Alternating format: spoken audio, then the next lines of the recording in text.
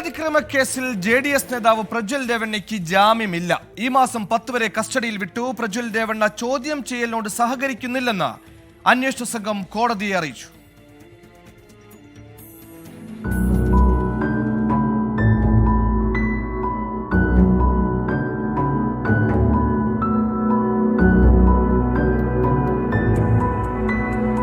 കൂടുതൽ ചോദ്യം ചെയ്യലും തെളിവെടുപ്പും ആവശ്യമാണെന്ന അന്വേഷണ സംഘത്തിന്റെ വാദം അംഗീകരിച്ചാണ് പീപ്പിൾ റെപ്രസെന്റേറ്റീവ് കോടതി പ്രജ്വൽ രേവണ്ണയുടെ ജാമ്യാപേക്ഷ തള്ളിയത്. ആരോഗ്യ പ്രശ്നങ്ങളുണ്ടെന്ന പ്രജ്വലിന്റെ വാദം കോടതി അംഗീകരിച്ചില്ല. കേസിലെ നിർണായക തെളിവായ പീഡന ദൃശ്യങ്ങൾ പകർത്തിയ മൊബൈൽ ഫോൺ അന്വേഷണ സംഘത്തിന് കണ്ടെത്താൻ കഴിഞ്ഞിട്ടില്ല. കാലപ്പഴക്കത്തെ തുടർന്ന് 1 വർഷം മുമ്പ് ഫോൺ ഉപേക്ഷിച്ചെന്നാണ് പ്രജ്വലിന്റെ മറുപടി.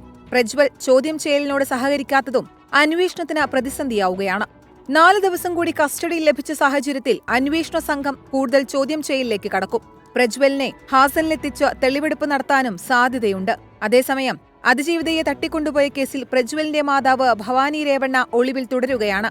2 തവണ നോട്ടീസ് അയച്ചിട്ടും ഹാജരാകാത്തതോടെ ലുക്കൌട്ട് നോട്ടീസ് ഇറക്കാനാണ് അന്വേഷണ സംഘത്തിന്റെ നീക്കം.